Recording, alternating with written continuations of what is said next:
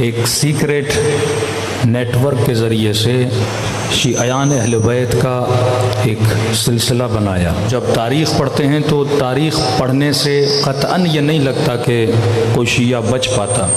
ہجرتیں آپ نے کیں، گلے شیعوں کے کاٹے گئے، بغداد میں سادات کو دیواروں میں زندہ گاڑ کر دیواریں بنائی گئیں۔ سور کے زمانے میں، منتصر کے زمانے میں، یعنی جس بستر پہ یہ سوتا تھا وہاں پہ اہل بیت کے چاہنے والوں کے کٹے ہوئے کان ہوتے تھے۔ یعنی یہ باتیں جو ہم کرتے تھے، شاید کوئی آپ کا مخالف بولتا کہ شیعہ جھوٹ بول رہے ہیں، لیکن یہ جو ظلم کا سلسلہ شروع ہوا سیریا میں، عراق میں، اس وقت یہ ریئلائز کیا گیا کہ واقعی ایسا ہو سکتا ہے۔ لیکن 400 شاگردوں کو مار کے، کچھ کہتے ہیں زندہ گڑھا کھود کے ان کو وہیں دفنا دیا، ان کے گلے کو گھوٹا جائے۔ ایک ٹیکسی ڈرائیور ماں کے سامنے اسی کے بچے کو اس کے سامنے ذبح کر دے۔ یعنی ایک واقعہ نہیں، سینکڑوں واقعات ہیں کہ سنتے تھے کہ شہداء کے سروں سے ایسے جیسے فٹ بال کے بال سے کھیلا۔ 5 سال پہلے یہ مسلمانوں کی تاریخ ہے۔ اب یہ چہرہ ہم ویسٹرن ورلڈ کو دکھا کے ان کو مسلمان بنانا چاہتے ہیں۔ کربلا کے بعد ہی اہل بیت نے 2 چہرے بنائے، ایک یزید کا نیٹ ورک ہے، ایک حسین کا نیٹ ورک ہے۔ سسٹم آف ابلیس ہے، ایک سسٹم آف اہل بیت ہے۔ آپ کے پاس اگر اہل بیت کے علاوہ کوئی اور سسٹم ہے تو آپ دکھاؤ، اور اگر وہ سسٹم کو فطرت ماننے کے لیے تیار ہو جائے تو ہم بھی ماننے کے لیے تیار ہو جائیں گے۔ صرف کتاب لکھی جائے کہ رسول خدا کے بعد کتنے اصحاب تھے جن کا قتل ہوا، ہم اہل بیت کی بات نہیں کر رہے ہیں، کیونکہ اہل بیت کی شاید کچھ لوگوں کو پرواہ نہیں ہے، چلیے اصحاب کی بات کرتے ہیں۔ صرف یہ بتایا جائے کہ رسول خدا کے بعد کتنے اصحاب شہید ہوئے اور ان صحابیوں کو کس نے قتل کیا۔ بھائی اس وقت تو شیعہ نہیں تھے نا، آپ کہتے تو شیعہ تو عبداللہ سبا کے بعد بنے نا، لیکن اس زمانے میں اصحاب کو کس نے قتل کیا، کس وجہ سے قتل ہوئے۔ یعنی رسول خدا کے بعد یہ پورا سسٹم بگاڑ کا شکار نظر آتا ہے۔ اتنا بگاڑ اس سسٹم میں نظر آتا ہے، اتنا خون اس سسٹم میں نظر آتا ہے، اتنے یتیم اس سسٹم میں نظر آتے ہیں کہ صرف واقعہ حرہ کو پڑھا جائے کہ 3 دن کے لیے مدینے کو سپاہیوں کے لیے حلال قرار کر دیا جاتا ہے، کہ ملتا ہے اس واقعے کے بعد پتہ نہیں کتنے ولد الزنا اس شہر میں پیدا ہوا ہے۔ اس ناکارہ سسٹم کو اہل بیت علیہ السلام بنانا چاہتے تھے۔ ہم نے کہا کہ آپ ابھی بھی وقت ہے، کوئی جوان اچھی ڈیزائن بناتا ہے تو یہ ایک بل بورڈ بنا کے آپ رکھ سکتے ہو کہ یہ ہمارا نیٹ ورک ہے۔ جس نیٹ ورک کو چلانے والے اہل البیت اور قرآن ہیں، جہاں سے نیٹ ورک فیڈنگ لیتا ہے وہ علم اور حکمت ہے۔ اس نیٹ ورک میں افراد کا جو آپس میں تعلق ہے وہ محبت اور بغض کا ہے۔ اس سسٹم میں رہنے کا جو قانون ہے وہ امر بالمعروف اور نہی عن المنکر ہے۔ اس سسٹم پہ جو چلے گا اللہ اس کو ہدیہ دے گا، وہ ہدیہ یہ ہے کہ خدا اس کو عدالت نصیب کرے گا، حکمت نصیب کرے گا۔ ہمارے ہاں جتنے بھی احکام اسلامی ہیں اس کی بنیاد حکمت ہے۔ طلاق کے مسئلے پہ کل میں نے بات کی، نکاح کے مسئلے پہ کل میں نے بات کی، رضاعت کے مسئلے پہ کل میں نے بات کی کہ نکاح میں گواہ کی شرط نہیں، طلاق میں گواہ کی شرط ہے۔ اللہ نے اگر عدت رکھی ہے تو عدت کی حکمت موجود ہے۔ فرمایا عدت کرے تاکہ یہ نہ ہو جلدی سے شادی کرے، یا عورت حاملہ ہو پہلے شوہر سے تاکہ ایک وقفہ آ جائے، تاکہ کسی اور کا بچہ ہو تو پتہ تو لگے کہ یہ بچہ کس کا ہے۔ اسی طرح اسلام نے اگر حجاب کو واجب کیا، اپنی ماؤں بہنوں کو، کل میں نے کوئلے کی مثال دی تھی کہ 5ویں امام اپنے اصحاب اپنی کنیز کو کہتے ہیں کہ آگ کا انگارہ ہاتھ پہ اٹھا کے لاؤ۔ کنیز لاتی ہے، لیکن محفل میں جو بڑی بڑی باتیں کر رہے تھے کہ ہم کربلا میں ہوتے تو یہ کرتے، ان میں سے ایک بندہ بھی آگ کا انگارہ اپنے ہاتھ پہ اٹھانے کو تیار نہ ہوا۔ کہا کہ آج شاید کوئی مومن کہے کہ مولانا ہم اٹھا لیتے، نہیں، آج تیرے لیے آگ کا انگارہ کیا ہے جو تو اٹھا نہیں پا رہا، اسے اٹھا۔ مرد کا امتحان اور ہے، عورت کا امتحان اور ہے۔ آج سب سے زیادہ جس چیز پہ اٹیک کیا جا رہا ہے وہ خواتین کا حجاب ہے، اور دل خون ہوتا ہے کہ جب کسی شیعہ سوسائٹی میں جاتے ہیں اور عورت حجاب صحیح سے کر کے نہیں آتی۔ میں نے کہا یہ دین حکمت کا دین ہے۔ آپ کسی بھی شرعی مسئلے پہ آ کے خاتون آ کے بحث کرے، اسلام اسے جواب دے گا۔ اگر عقلانی طور پہ آپ راضی نہیں ہوئے، آپ بھلے وہ کام نہ کریں۔ یہ اور بات ہے کہ جو ایمان کی منزل پر ہوتا ہے وہ سلم و تسلیمہ کی منزل پہ ہوتا ہے، وہ اعتراض نہیں کرتا، لیکن اگر آپ کو سمجھ نہیں آ رہا، آپ سوچئے۔ اسلام نے شراب کو حرام کیا، ریزن ہے شراب جسم کو بھی نقصان دیتا ہے، شراب فکر کو بھی نقصان دیتا ہے، شراب انسان کے ول پاور کو ختم کرتا ہے۔ اس سسٹم کی بیسک حکمت ہے، اس سسٹم میں جو رہنے والے ہیں ان کو احکام اسلامی کی حکمت کو سمجھنا ہوگا، کیونکہ جب تک آپ حکیم نہیں بنو گے ہر دشمن آ کے آپ کی بچی کو گمراہ کر دے گا، کہ جوان کو دین کے راستے سے ہٹا دے گا اگر اس کے اندر حکمت نہیں ہوگی۔ تو گناہ کو پہلی منزل میں روکو، کیونکہ آگے نکل گئے تو پھر تمہارا بچنا مشکل ہے۔ اسی طرح حجاب کا مسئلہ ہے میرے عزیز۔ کسی خاتون نے کہا مولانا اتنی گرمی حجاب ہمارے اوپر ہے، مردوں کے اوپر کیوں نہیں؟ مرد کیوں نہیں حجاب کرتے، عورتیں حجاب کریں؟ حکمت کو سمجھو۔ عورت 4 شادیاں کیوں نہیں کر سکتی، مرد 4 شادیاں کر سکتا ہے؟ یہ وہ جوابات تھے، یہ مولوی اور مفتیوں کا کام تھا۔ فیمنسٹ ٹولے جو آج نکل رہے ہیں، لبرل اور فیمنسٹ اور براڈ مائنڈڈ قسم کے لوگ، ان کو جواب کس نے دینا تھا؟ دین نے جواب دینا تھا۔ اور آج کچھ موٹیویٹر اسپیکر جو مولاناز نہیں ہیں جواب دے رہے ہیں تو سارے مفتی ان کے خلاف ہو گئے کہ مولویوں کا کام یہ آج کیوں کر رہے ہیں؟ خلا بنا دو گے تو کوئی اور آئے گا اس خلا کو پر کرے گا۔ آج واقعاً یونیورسٹیز میں ایک متدین بندے کو ڈرنا چاہیے کہ اپنی بیٹی بھیجوں۔ آپ جا کے ماحول دیکھیے۔ اصلاً کانسیپٹ آف کو ایجوکیشن کیا ہے؟ جوان جب جوان ہوتا ہے سب سے زیادہ اس کی خواہش ہوتی ہے یونیورسٹی جاؤں۔ یہ سنگار، یہ تیار ہونا، یہ سب کچھ پڑھائی پہ کم دھیان ہوتا ہے، دوسری چیزوں پہ زیادہ دھیان ہوتا ہے۔ آغائے قراتی نے ایران کے نظام کو ٹوکا اپنی تقریر میں۔ ایران میں انٹر تک بچے الگ ہوتے ہیں، یونیورسٹی کے لیول سے کو ایجوکیشن شروع ہو جاتا ہے، کیونکہ امام خمینی نے جب انقلاب لایا 8 سال تو جنگ رہی، یونیورسٹیاں بند رہیں۔ اس کے بعد امام خمینی کا انتقال ہو گیا، پھر دوسری حکومتیں آئیں، انہوں نے تربیت پہ زیادہ غور نہیں کیا، تبھی ایرانی نسلوں کا آج یہ حال ہے۔ اگر وہ تعلیم و تربیت میں زیادہ تر ان کا فوکس یہ رہا حکومت بچائیں، انقلاب بچائیں، حکومت بچائیں، اور حکومت کے بچاؤ کے چکر میں ان کی نسلیں ان کے ہاتھوں سے نکل گئیں۔ تو قراتی صاحب بہت پیارا جملہ فرماتے ہیں، کہتے ہیں جس ایج میں اس بچے اور اس بچی کو ایک دوسرے سے خطرہ نہیں تھا، اس ایج میں آپ نے الگ کر دیا۔ بیٹا آپ کا 4 سال کا، کوئی بچی 4 سال کی، بچے ہیں، کون سا خطرہ، کون سا نفس، کون سی گمراہی، کون سی خواہش، کون سا شیطان، کون سی شہوت؟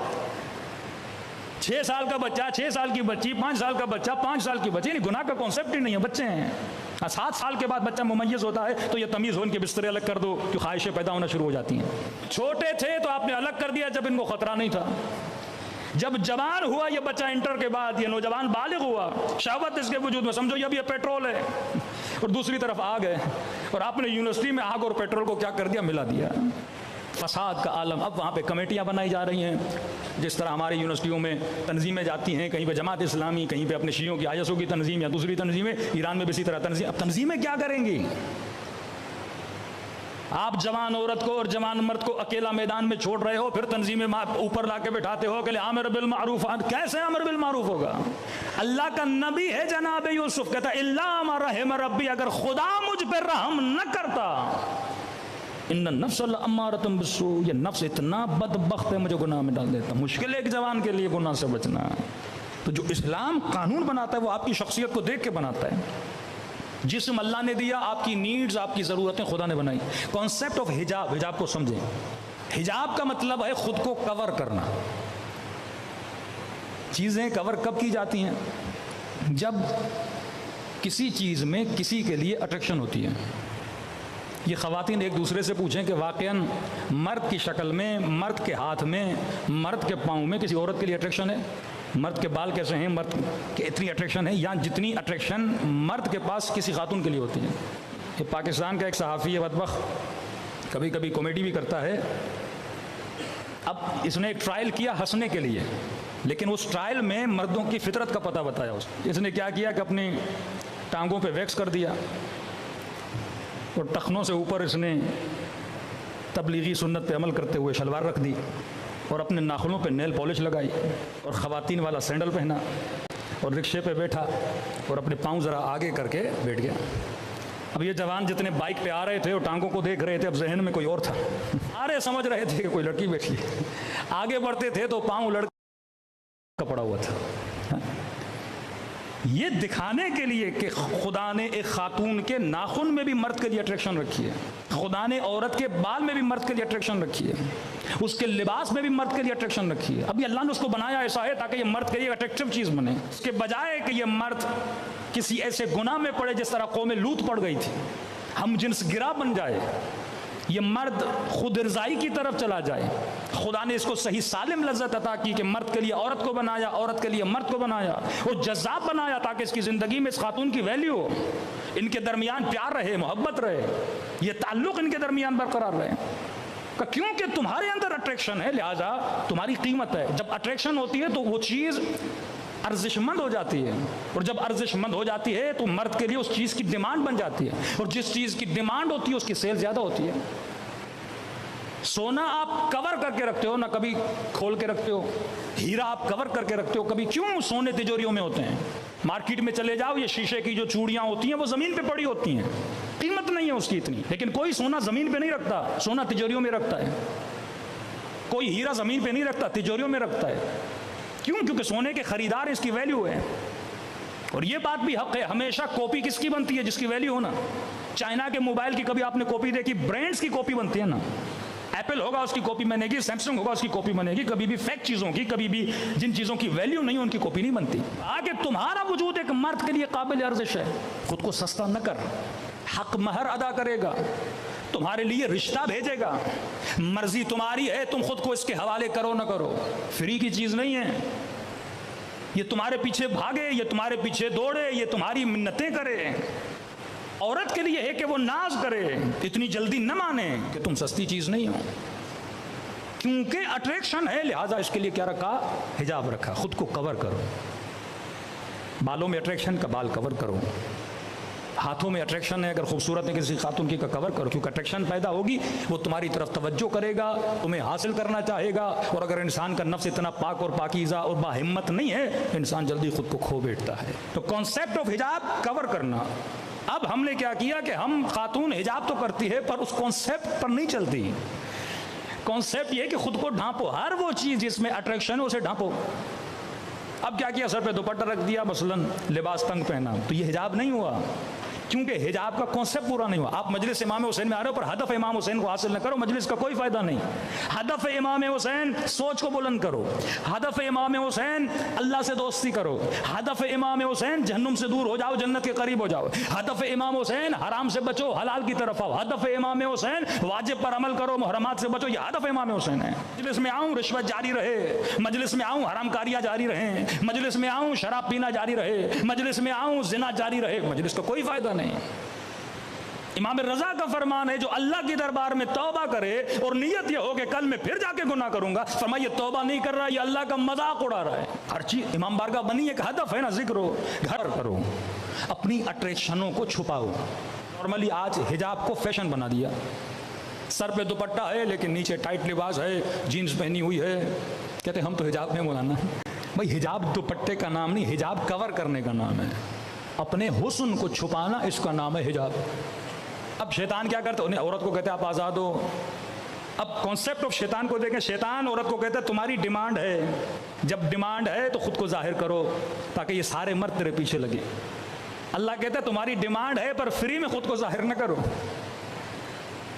لیکن آج خاتون کے بدن سے اتنا لباس اتار دیا کہ اس کی کوئی قیمت نہیں رہی, کوئی وقت نہیں رہی. جس کی قیمت تھی, آج نگاہ جو کسی عورت پہ, وہ نگاہ صرف نگاہ شہوان, نگاہ انسانی نہیں ہے. ویسٹرن ورلڈ میں ایک مرد جب عورت کو دیکھتا ہے وہ صرف شہوت کی نگاہ سے دیکھتا ہے. اسلام کہتا ہے پہلے دیکھو کہ یہ انسان ہے, انسانی نگاہ کرو کہ تمہارے سامنے ایک انسان کھڑا ہوا ہے. نگاہ حیوانی ہے. اسلام قدر دے رہا ہے, قیمت دے رہا ہے.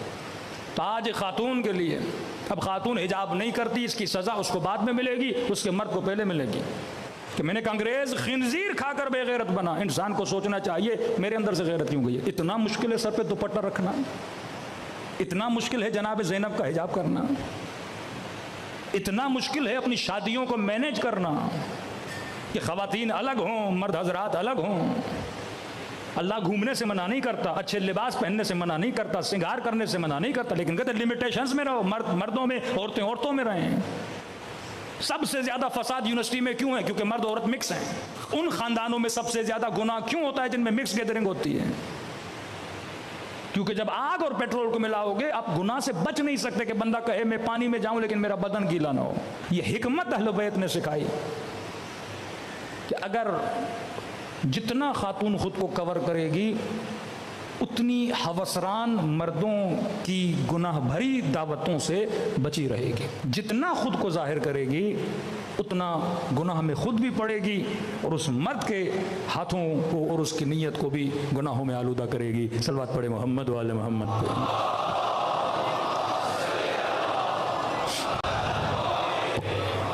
دیکھیے جس طرح اہل بیت کیا ہیں؟ شعائر اللہ. یاد رکھیے شعائر کا مطلب کیا ہے؟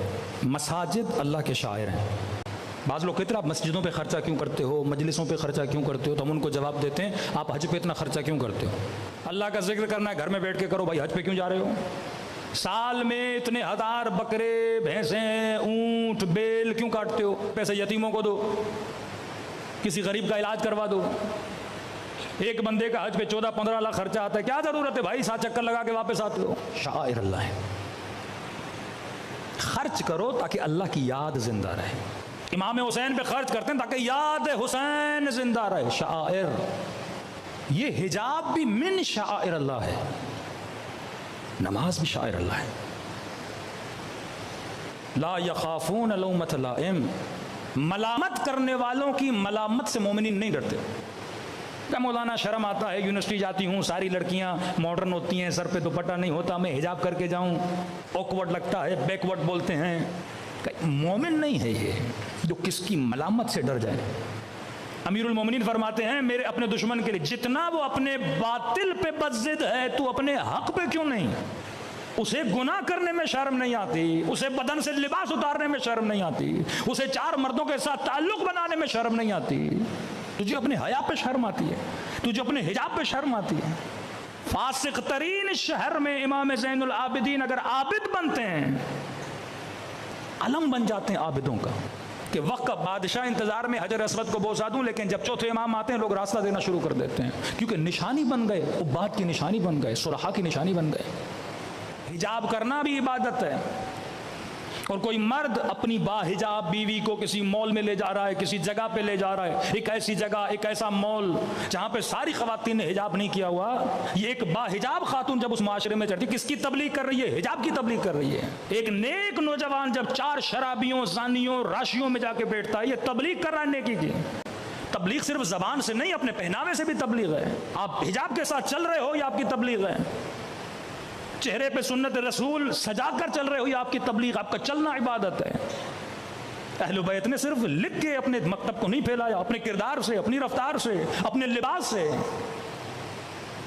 کیا ہر مصیبت میں آپ پڑھتے ہو کہ سیدانیوں کی چادریں چھینی؟ کیوں اس بات پہ اتنا ایمفسائز کیا جاتا ہے؟ کیونکہ اہل بیت کے لیے بڑی اہمیت کی بات تھی. اور مصائب جناب زینب پہ روئے اور سر پہ حجاب نہ ہو. آج یہ جنگ ہے، جنگ شیطان اور جنگ لشکر حسین، کہ واقعاً آج ہم یزید کے لشکر میں ہیں، امام حسین کے لشکر میں. یہ عمل سے پتہ چلتا ہے. دعویٰ کرنا بہت آسان ہے کہ مولا ہم کربلا میں ہوتے جان قربان کرتے، ایک آگ کا انگارہ ہاتھ پہ نہیں اٹھا پا رہے تھے. لیکن جناب مسلم ابن عقیل، جناب اوسجا، جناب عانی ابن عروہ، 90 سال کا بوڑھا، کس قدر انہوں نے اپنے ایمان کو سنبھال کے رکھا. میثم تمار، حجر ابن عدی، ارے دور کیوں جاتے ہو؟ یہی انقلاب اسلامی ایران کو دیکھ لو، شہید حججی جیسے جوان دیکھ لو، جنہوں نے یہ نہیں دیکھا کہ ابھی نئی نئی شادی ہوئی ہے، اللہ نے بچہ دیا ہے. ماؤں نے یہ نہیں دیکھا کہ میں نے 4 بچے قربان کر دیے، ایک بیٹا باقی، کم از کم اسے تو رکھوں کا نہیں. اگر ایک عالم کے کہنے پر بچہ قربان آج نہ کر سکوں تو امام زمانہ کے کہنے پر بھی نہیں کر سکوں گی. یہ ثابت کیا کہ مولا آپ کا نائب ہے، اگر حکم دے رہا ہے، میں ماں 5 بچے قربان کر رہی ہوں. خدا نے تب ان کو عزت دی. تو میرے عزیز، یہ مکتب حکمت کا مکتب ہے. اب ایک صفت